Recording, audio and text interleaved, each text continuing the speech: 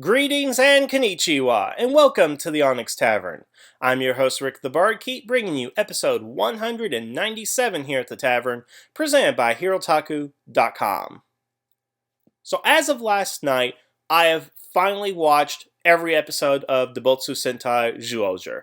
I've seen everything, I saw the movie, I'm anticipating the V-Cinema coming out. I did not get to see the crossover they had with Ninja yet. But basically, I'm done with it. It's over. I'm going to move on to Q Ranger next. But before I can go on to Q Ranger, I think it's only appropriate that I give you guys my thoughts, opinions, and analysis of the season as a whole. Now, I'm not going to be as thorough as, say, Linkara is when he does his history of Power Rangers, and that's only because the format of our shows are so completely different. Nevertheless, I want to point out to you guys that the key things that I think about the season, the good, the bad, the ugly, and just my overall impression of the series. And what's unique for me this time around than, say, when I did Tokyuger, Ninja, or any previous season here in the Tavern, is that I basically got to live Zyuohger in a way that I haven't lived the other series. Because, guys, when Zyuohger premiered back in February, I was living in a house in Hokkaido in Japan, and I got to see the episode premiered live on television, without subtitles, of course, in Japan. I was watching a Sunday morning cartoon, just like millions of other Japanese children were being introduced to it at the same time that they were. So it's a very different and unique experience, because here's the thing, guys. We may be experiencing Power Rangers Ninja Steel in the United States, but the way we experience it is a lot different than the way the Japanese experience when a new Sentai comes out. Because, when Power Rangers comes out with a new season, it's on television. You follow the stuff online on the Facebook and all that, and when you go to a toy store, you start seeing the new toys. Not the case over in Japan, because in a way, it becomes a window dressing to the rest of your life if you're living there. Because yeah, you'll go to a toy store and you'll see the toys, but just about everywhere you go, there is going to be some sort of advertisement that you're seeing. You're going to see capsule toys. You're going to see banners and posters in subways or on the Shinkansen. You're going to go ahead and see advertisements for stage shows. You're going to go ahead and see curry that's sponsored by them with their images on that, and the candy toys in the checkout aisle. You're not so much bombarded with it, but it's part of that everyday existence over there. It's just something that is there when you go out to the consumer market. It's something that they are constantly advertising to you. Again, it's not like how it is in America. It may have been that way back in 93, 94 when Mighty Morphin was the biggest thing since sliced bread, but again, it's just kind of a fact of life in Japan, whereas here it's kind of all but forgotten to the people who really love it, and it's just so interesting in that context. And I had the ability to live that experience in Japan. And I went to a stage show. Everywhere I went, I saw capsule toys, and I'd be riding the train, and there'd be advertisements for the show or an upcoming stage show. And I would go to Toys R Us, and I'd get tons of stuff. And even I go down the street to the 7-Eleven or to the Seiko Mart, I would see some sort of advertisement or some sort of candy toy or banner. I mean, it was just kind of amazing to go through with that. I got a taste of it when Ninja came in when I first got over there, but when Zyuohger premiered, it was like, again, it was just amazing to see it everywhere and to even see the kind of excitement that people had. But again, just having those advertisements over there.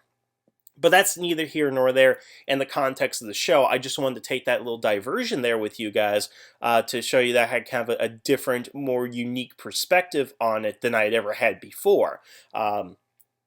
Just because, again, living in America, living in Japan, it's just going to be so different because the Japanese, to them, it's just another Sentai series. Are they excited to see it? Sure, of course. I mean, who wouldn't be?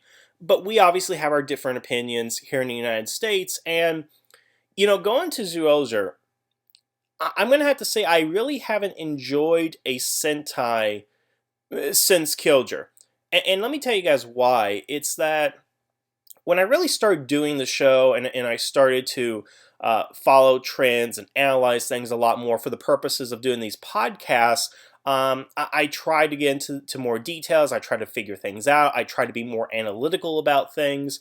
Um, and because of that, that does color my judgment a little bit more than if I hadn't done it. For example, when Tokuger first came out, I was studying Japanese history at the time. I was learning about what the train means to Japanese society. And at that point, I had not been on bullet train, but I loved trains from when I was a kid. So I was particularly excited about that season because of the fact that, oh, it's all going to be about trains. That's going to go ahead and be awesome. I wasn't a fan of the suits, but that's the superficial element to it. What I was interested in is what the motif was going to be and what they were going to explore. And by the time the first episode came out and we had children with no memory of who they are, or excuse me, they were adults, we didn't find out they were children, but adults with no memory of who they are, riding around train in Japan trying to find their home. Well, there were so many different possibilities and things that I liked about that's why I decided to do the vlog series. But as the series went on, I just didn't like it. Maybe because it was analytical, maybe because I thought too much, or I expected too much of the series. It just wasn't something that I liked. I didn't like the series by the time it had ended. I was kind of blasé about Ninja when it first came out, and I thought that was kind of a mess series. But here we are with Zyuohger, the 40th anniversary series. We're going back to animals. And the costumes were decent to some people, but people didn't like the cube motif that was coming out. There honestly wasn't a lot of hype around Zyuohger for what it was, other than there was the 40th anniversary and what could that mean down the line. And I kind of had the same attitude. It was like, okay, it's the 40th anniversary. Maybe we'll get something good out of it. The cube thing seems okay. I'm not necessarily impressed with the costumes. But again, those were the superficial elements. And then when we find out about the characters are for humans and a human, they're trapped in the human world and all that kind of stuff, it's like, okay, it seems typical. It doesn't have anything particularly special about its setup. Again, Tokuger I thought had pretty good setup. Ninja I think had the potential for a good setup, which was not utilized I think to its full aspect, but that's a different story. And Zyuohger is just kind of like, okay, it's a science fiction type of setup with a different race of creatures. Okay, I get it. That's okay. But as the series went on, it kind of fell into I wasn't excited to see a Zyuohger episode. It's just like, oh, I'm going to see it because that's what you're supposed to go ahead and do. For other series, I was always excited to see what the new episode was, to see what was going to go ahead and happen next. But with this, I was just kind of like, okay, well, what happens next? And the series has some good episodes, don't get me wrong. It has some good characters. It has some good things about it. But as a whole, it's just kind of one of those Sentai series that it was okay. Because I think people really expected a lot more of this season because it was an anniversary, and I probably being one of them. I mean, guys, we got probably the greatest anniversary season of all time in Gokaiger, and here we are 5 years later, and we have Zyuohger, and yes, they're completely different shows, but the 35th anniversary, they seem to do more with that concept that was 35 years of Sentai, more than they did with 40 years of Sentai in Zyuohger. And again, the premise of Gokaiger is meant to be an anniversary, that it's supposed to celebrate that, whereas Zyuohger is a standalone, it just happens to be the 40th. And I think that's kind of the mentality they took with the series. They're just like, oh, it's the 40th anniversary, yeah, but we have our own story to tell. Which is fine, but I did think that gave like a false impression to a lot of people, including myself. They did do a great crossover episode with the Gokaiger, which I think was great, but the series itself, again, just kind of blasé, just kind of okay. I mean, there's nothing really bad about it. Let me go into three major things I want to go ahead and talk about in this video, and this is where the majority of me talking about the series is going to come up. And I have three major points I want to bring up. One is going to be the series overview, which I'm going to talk about the characters, the villains, and the overall plots. I do want to point number two is I do want to talk about the series finale because that in itself is an oddity, much in the same way the Dino Supercharged finale was an oddity. And three, about a potential adaptation into Power Rangers. And I know we're getting ahead of ourselves, but Zyuohger possibly will be the 26th season of Power Rangers, and I think it's important to note that when talking about possible adaptation, and of course in relation to Q Ranger, but we'll get there when we get there. Okay, so let's go ahead and talk about our characters. Let's talk about the seven Rangers, and I count seven because I'm going to talk about Bud in this, or Bado, or I'm going to call him Bud. That I've seen that as his romanization, and it just seems a little bit easier to call him that. All right, but here's the thing. Let's talk about Yamato to begin with, our Red Ranger. First of all, I want to point out, guys, he's a zoologist. And we never see him practice zoology or go to work outside the first episode of the series. Why is that? Why is it that he has a job, it's firmly established, and it's going to be important to our characters because the other characters are animals, but that job is never brought up after that first episode? It's kind of like, you have episode of The Simpsons where Homer goes to a nuclear power plant in the very first episode, but then for the rest of the series, he never goes to work at all. That's kind of like the thing, is like, you set that up to be important, but now it's just, oh, he's a zoologist. When do you go to work? Never. I think Yamato was an okay character. He's a very likable Red Ranger. Certainly a lot better than the last two that we've had. Again, I think the last interesting Red Ranger we had was Daigo back in Kyoger. The last two, I just haven't had real interest in those guys. But Yamato was okay. He wasn't annoying. It didn't seem like he got all the spotlight.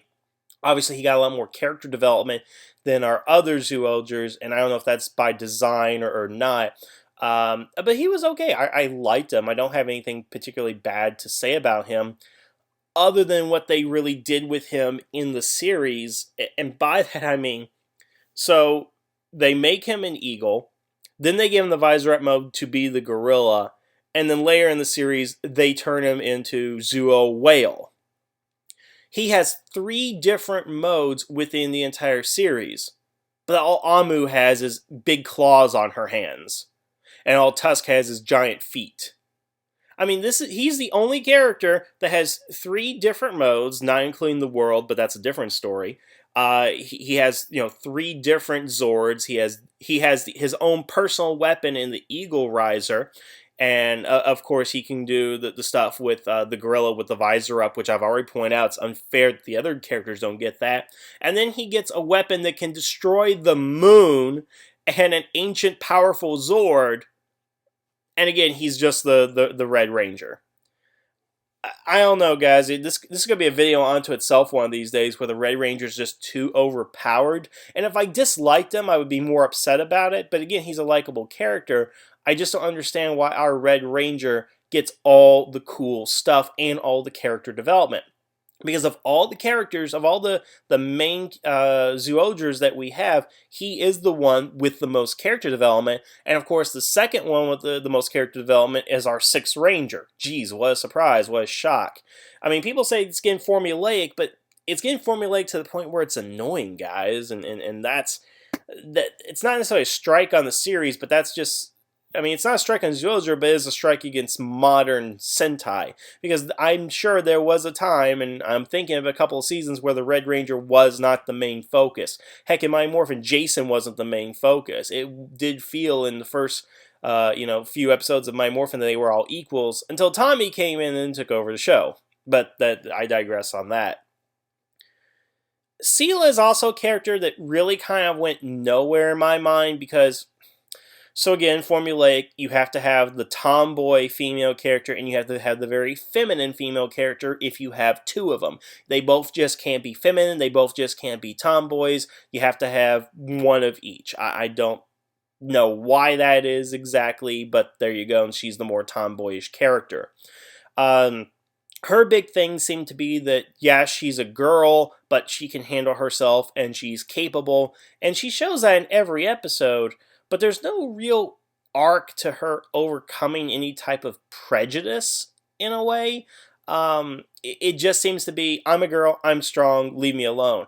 And it doesn't really go anywhere. It's not really proven to anyone in the series. You would think it's being proven to Leo, and we'll talk about his character in a second.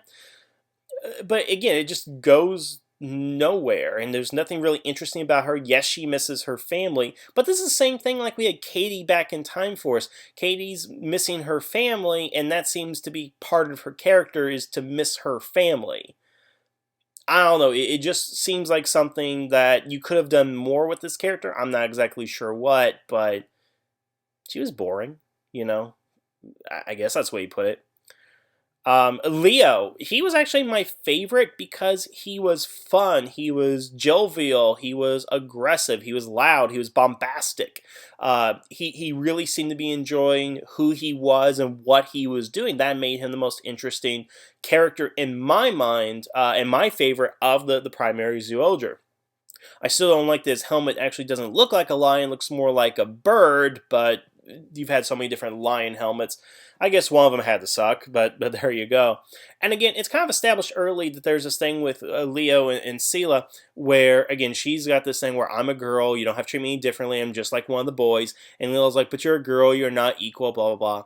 And you think towards the end when he freed Naria when she was tied up, and he's like, I can't do that to a woman kind of thing, which it doesn't make a lot of sense. The more logical thing is I can't do somebody who's helpless and defenseless, because he does seem to have some sort of sense of honor, that's brought by his family or his culture in some way.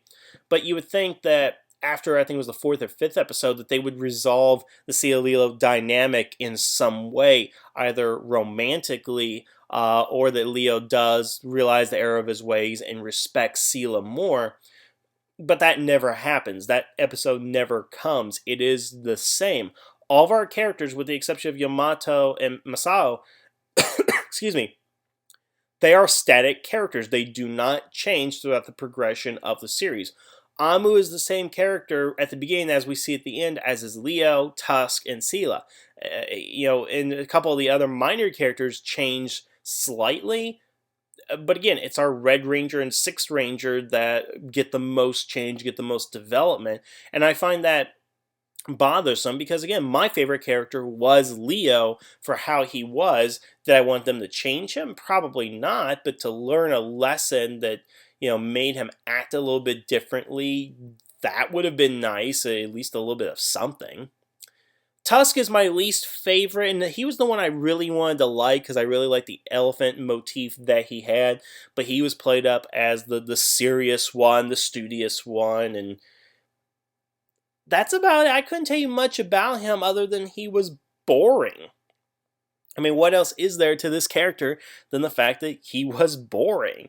The bookstore adventure was okay, I guess, and he's got something going on with his father that's not really resolved at the end, much in the same way Yamato, has something with his father, and we'll talk about that when we talk about the series finale. But Tusk was just boring. I didn't really enjoy him that much. I mean, again, I didn't dislike him. It just was, he wasn't that interesting of a character. Same thing goes with Amu, our White Ranger. I think her whole purpose in the series was to just be cute. I mean, that's about it, is that she's just meant to be cute. There's no real interesting thing about her other than the sumo episode. And again, I harped on this once, and I'll bring it up again. I find it amazing that you get all these guys into these little sumo diaper things. I forget the official name, but I don't care at the moment. And, get to see their chest and see them all exposed and stuff, especially the fat ones.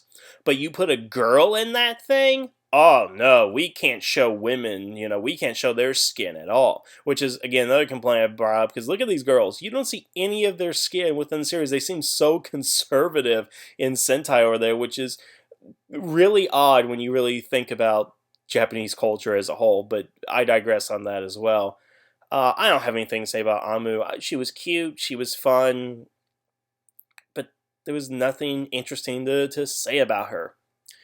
Misao was an interesting character. I like what they did with him, but it seems like every time they try to resolve something with him, he just kind of goes back to his original self. And Misao, what I like about him is he has that inner doubt within him that does manifest itself in negative ways. Anytime he does have self doubt, you'll see him curl up into a fetal position or a ball, whatever, and stuff, and start feeling sorry for himself, even in the middle of battle when he screws up.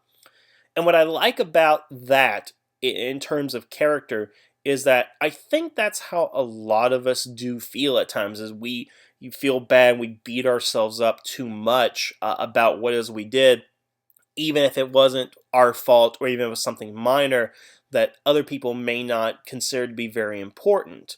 But he took that to the next level where all that just came out and he became incredibly depressed over the situation. Even that pancake thing where it's like it was pancakes or omelets, I forget what it was, but he did it in the wrong way. He put too, I think it was he put too much fruit on there. Someone complained, and then he just dropped. Basically, he just went into this agonizing depression, and just it made him feel so bad. And I totally get that. The only thing is that there are live episodes where the Rangers would talk to him, say it's okay, it's not that bad, and you would think by the end of the episode he was okay with it, and he wouldn't do that again. But several episodes later, he would do the same thing over and over and over, even up until the final episode where he finds out his true purpose, why he was picked to be the world, because of his self-hatred, because of how bad he feels, that's the reason he was picked. He almost goes into that self-loathing mode, and Yamato has to stop him. And it does seem that at the end of the series, he's kind of made peace with that he no longer goes into that state. So Misao, I like what they did with his character. I think it was too excessive a few times, but I totally get it. I totally understand him, and I find him to be the most sympathetic of all the characters. Because he's not something special. He's not a lion or a shark or any type of animal from another world. He's not a college-educated zoologist. He's not a doctor or anything. He's just some random guy picked up off the streets. Heck, I don't even know what his profession is or what he was really doing before he joined. So he's really that average Joe who's been put into an extraordinary situation. And I really like that about him. The Bud stuff, which ties into Yamato, Bud was okay as a character, but I really want to talk about him more as a ranger because I didn't get to talk about this when we first kind of revealed it. Because, guys, believe it or not, when they introduced Zuo Bird in the magazine scans, I didn't understand what all the hype was about. I didn't read, I just looked at the image. I'm like, okay, so here's a picture of our Red Ranger. Well, what is he doing? And apparently it was like a big deal or something. And it took me a while to realize, and I must be colorblind, I don't know what it is, that his Zuo Bird was orange in comparison to the Red Ranger. Now, it may have been result, again, of color blindness or the scan itself, but once again, we have another Ranger, a 7th Ranger, who's just a recoloring of another Ranger, but the recoloring is so bad in some instances that he totally looks like another Red Ranger. I mean, Yamato's color scheme is red, black with his logo, and silver accents on his visor and other parts of his body. Zuo Bird is orange with blue logo and gold accents. The helmet, I think, is slightly different at the top, but it's identical to his costume, even down to the same damn weapon. Now, in the terms of the series, I get it because that's where the power came from. That Bud gave his power to Yamato as a child. So when he turns into Zyuohger, for him to have an identical costume because it's the same power, okay, I get that from a narrative standpoint. But from a production standpoint, it's just lazy. You didn't even give this guy his own Zord. And we'll talk about the Zords here in a second, something I have wrong with that.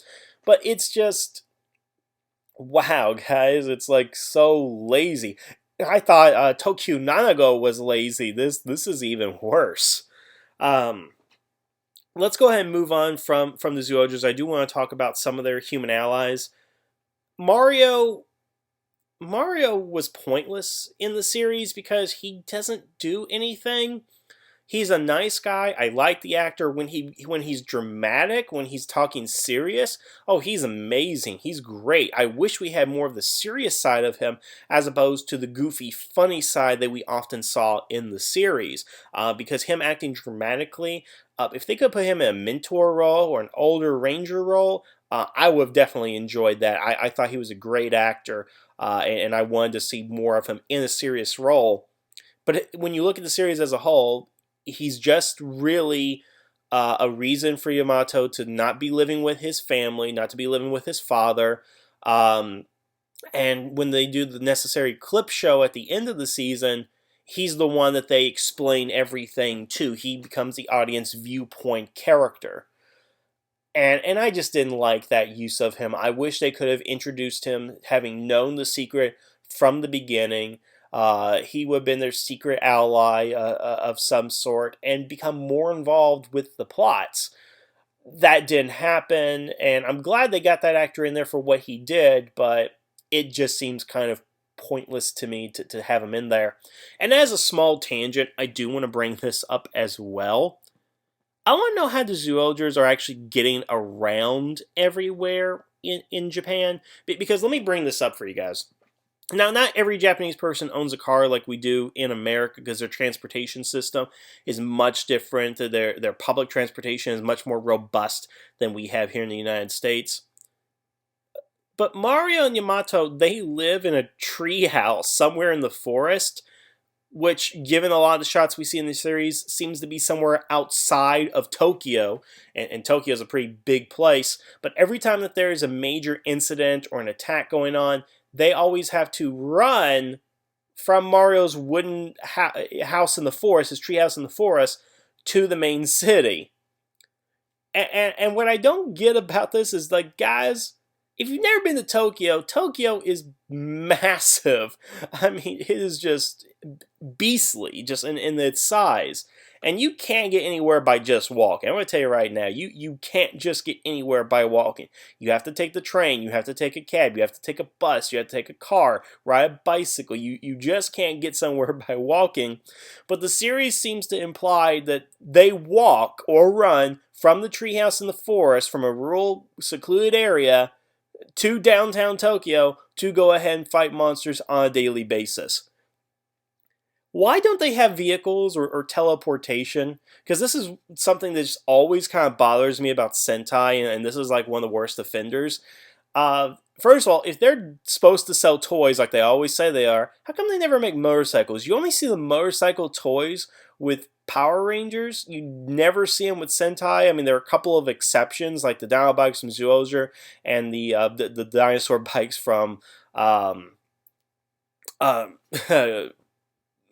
Killger. You see those every so often, but in general, it seems that the Sentai's only way of traveling is by walking. And it just kind of cuts the suspension of disbelief that they have to walk maybe 10 miles from the treehouse to Tokyo to do battle. And I don't know why they didn't give them vehicle in the season, because it does seem logical that they would do that. Heck, in the 80s Sentai, they always had team vehicles that they traveled in. Car Ranger had vehicles they would travel in, but of course that was the motif of the series. I just wish they could have given like teleportation or something to these guys, because just seeing them just imagine walking from a forest to downtown to fight a monster. It's something that would take them at least an hour to do. It just amuses me. I do like a lot of the other characters that we come across in the season. Larry I really like, and I wish I could have done more with him. I thought he was great. I think he had a good arc going there with him, and the stuff they did with him at the end with Bud, I thought that was interesting. I just really wish that we could have done more with him. Maybe get him a face actor, maybe having him become a ranger himself. I wish we could have seen more of Larry. And this is how it is, guys, and I don't know why. I always like our secondary characters more than I like our main characters. I don't know why. That just seems to be something that's happened with me in the last couple of years. Is that every time we have a secondary ranger or a secondary character or an ally, I want to know more about them. Like, I'm more interested in Yayoi from Killger, and I'm more interested in Prince Philip from Dino Charge than I am about our main characters. And maybe I shouldn't do that, but it just tells you that the creators of the series don't always have the most interesting of the main Ranger characters. Just briefly on the Zords, I collected all of them in toy form with the exclusion of the octopus.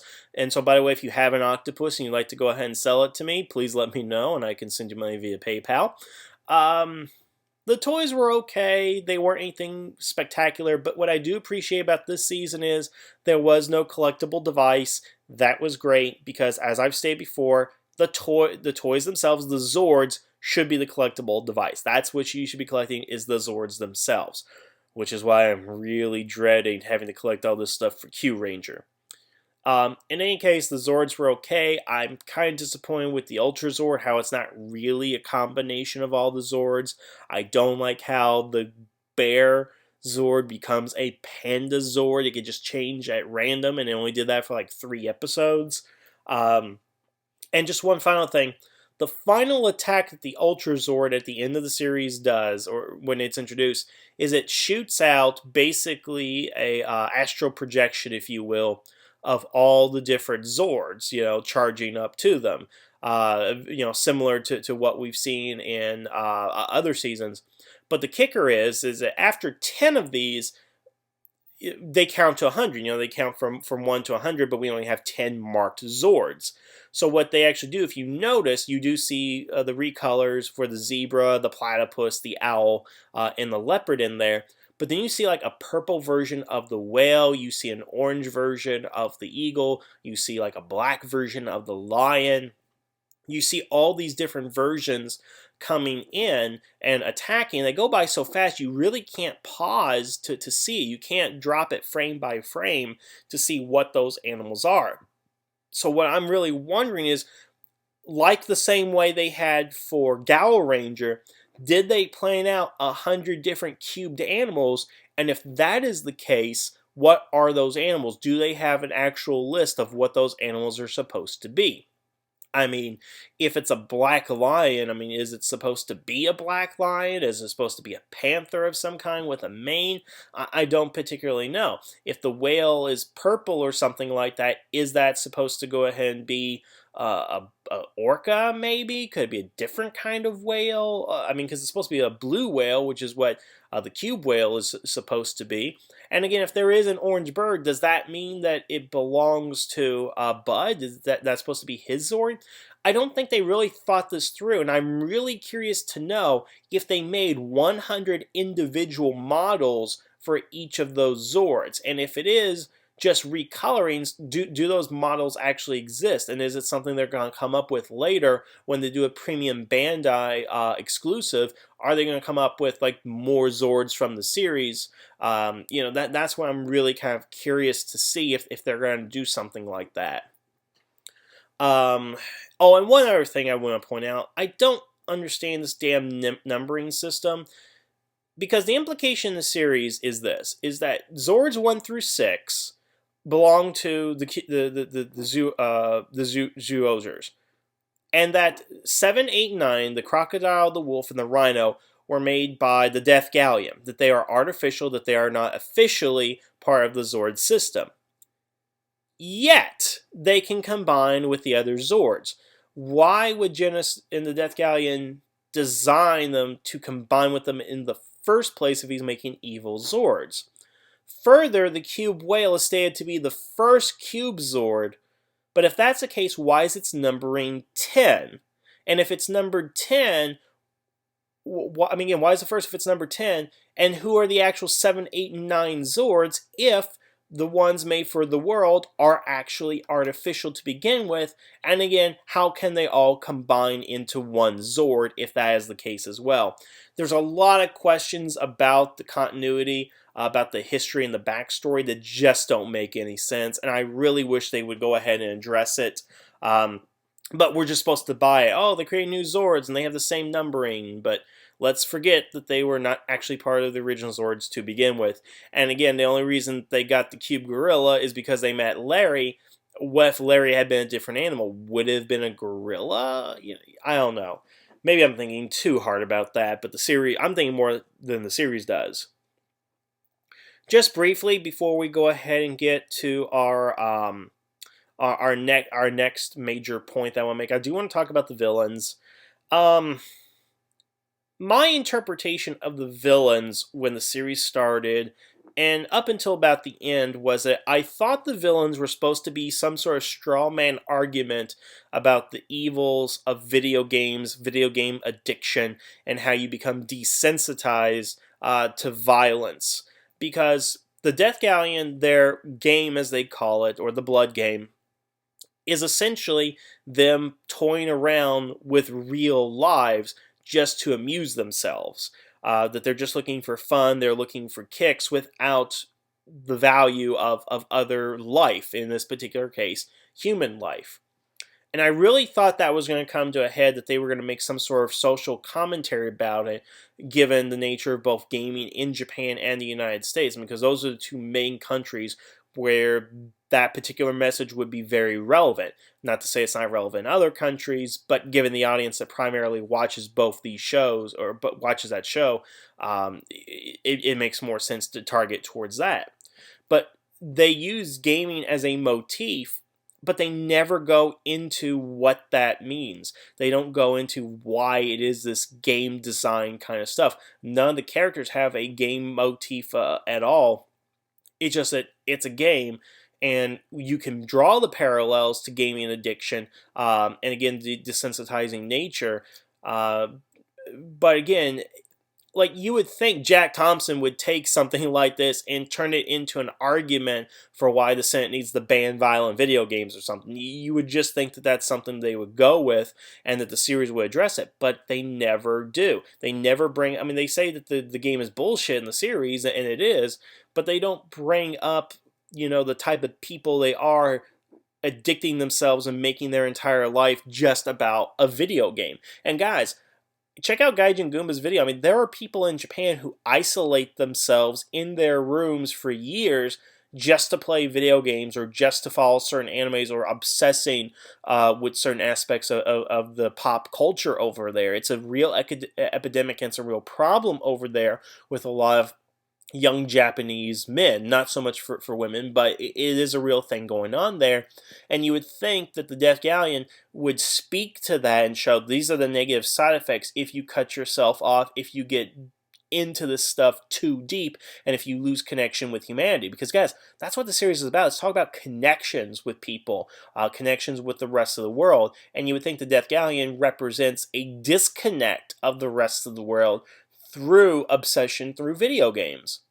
But it's never addressed at all, and that really bothers me, because you have a perfect thing going on there, and you just don't want to talk about it. As far as the characters, Naria, complete waste, nothing really to say about her. Aslad, I think that's how you pronounce it. He didn't become interesting until the end, where it turns out he was the ancient threat that the original Zuo whale fought. But I don't see how that's connected in any way, why that's really significant, because he's just a big baddie. He's no real story element, nothing really interesting to him. So I'm just not going to dwell on it. There isn't much to say about him.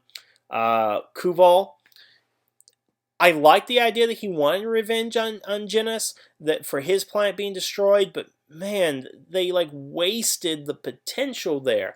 They could have had a greater rebellion, a greater storyline, something akin to maybe Damar from the Dominion War arc at the end of Deep Space Nine, how he betrays the Dominion to fight for the freedom of Cardassia.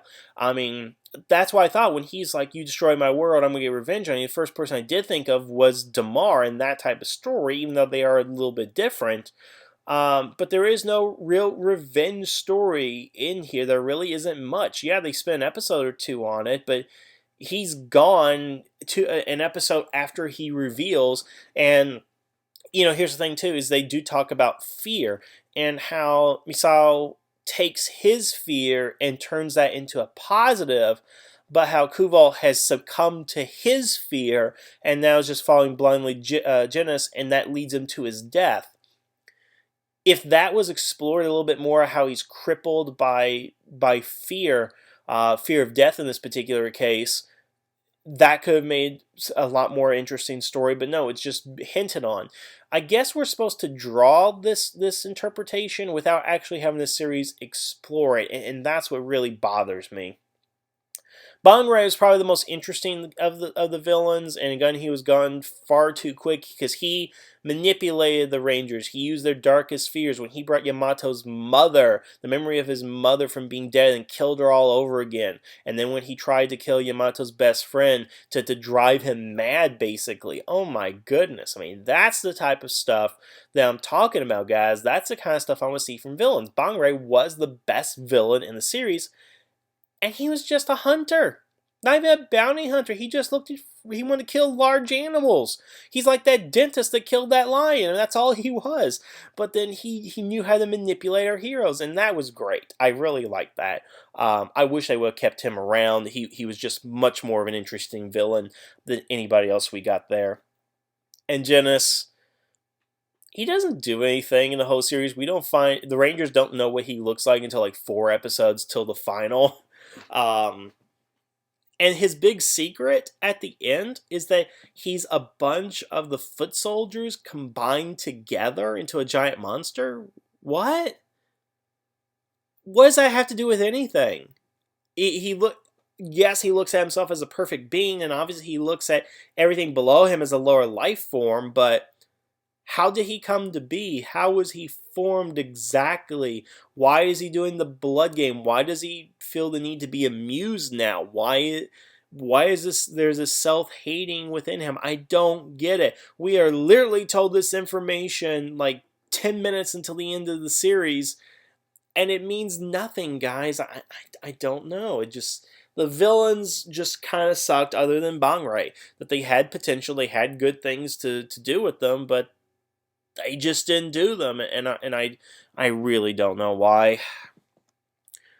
So again, just as a series overview, it was okay. Let's move on, guys. We're taking too much time on this. Number 2, the series final. I don't know if they got inspiration from Down Supercharge, or if it was the other way around, or if that's even possible, but they really do something in the final that changes what Sentai is going to be from this point forward. So here's the idea. So they want to open the cube link, the link cube, to go back to Zooland. Okay, fair enough. But what happens is that it then, the will of the Earth, which is something we'll talk about probably another time, decides to merge Zooland and Earth into one location, with the implication being that Zooland is in another dimension, basically. And the way this is accomplished is it takes Earth, and Earth is now populated with giant cube-like structures, and the Zoomans have all been transported to Earth against their will.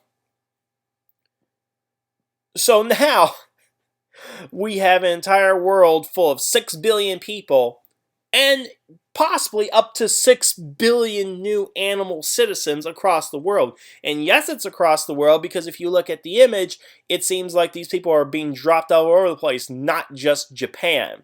So we have to deal with 6 billion new immigrants to the planet, and have to get over all these prejudices pretty quick. And that's something I want to talk about when we get to the third point about Power Rangers adaptation, but guys, just imagine this. Imagine if tomorrow giant cube structures just appeared out of nowhere and animal people started appearing out of nowhere.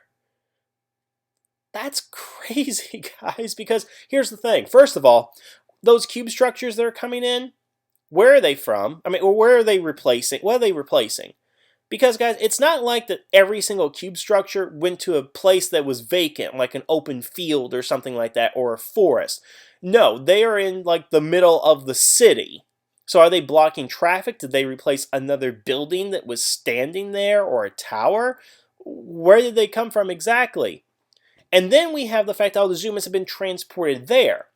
It's not so much that the worlds have merged, as in everybody was teleported from Zooland to here, because the landscape doesn't change. All that changes is those giant cube structures in. So you've effectively billions of people from their homes forcefully and placed them on another planet. They don't have their belongings, they don't have their books, they don't have computers, they don't have anything, guys. They just came over with the clothes on their backs. And that's problematic for a number of reasons, guys. And I guess the thing is, too, is that now this is how Sentai is going to be. When we watch Q Ranger, and I haven't seen it, and I don't know what the setting is if we're even on Earth at this point, now every time Sentai happens, we have to see zoom-ins in the background. It's a continuity thing. Guys, it's official. If you want to go ahead and point out that every season's own continuity, fine, but that ain't going to fly because we know that they're in the same continuity as Gokaiger, and Gokaiger has met all the other Super Sentai teams. So it's in continuity. It's the main continuity of the series, guys. So, no, there's no magic hand waving around this. We better damn see some zoom-ins in future seasons, including Q Ranger, if they ever go to Earth. Because that's what they've established. That's what we have to deal with now. Just in the same way we had to deal with that in Power Rangers Ninja Steel, unless you want to say it's its own dimension. But then again, that's just taking the easy way out. So that, to me, is really bothersome, and I don't think that decision was really thought through. And just one final thing about the series finale that I really didn't like that much. The whole dilemma with Yamato and his father, even though it was kind of built up earlier in the series and we didn't know exactly what it was, the introduction of his father, the reveal of Bud, excuse me, Bud, and the scene at the graveyard. The scene at the graveyard was crazy because it's the second to last episode. Yamato's talking to his mother at her grave. The arrow from the Sagittarius Arc comes down, which apparently that's the name of the ship, and we only find that out at the end of the series. Comes down and is starting to destroy Earth. And then that's when Yamato runs into his father, and that's when they decide to have a family argument about what has happened for the last decade in their lives. While people are dying and things are being destroyed. Yeah, that's the perfect time. But re-watch that scene because Yamato is yelling at his father. Then we see an image of his mother at the grave, over the grave, saying something about how they're alike. And then in the next instant, they're happy and smiling at each other. Like they finally understood each other. I think there's some lines of dialogue missing. I think there's a couple more scenes to that are missing there. And I want to know what it was. And I don't think they can actually see the mother. I think that's there for our benefit. I don't think that her ghost is actually talking to these guys. It seems like that the relationship between Yamato and his father, it was too rushed towards the end. Trust me, the reveal that he saved Bud, and that's why he was late to his wife's death, and that's why Yamato ran away, got the zoom-in power, and saved his life and all that. I love how that fits into the overall theme of connection between people and the worlds. That part is great. But the resolution to it was just too quick. It was too easy, I think, for something that serious.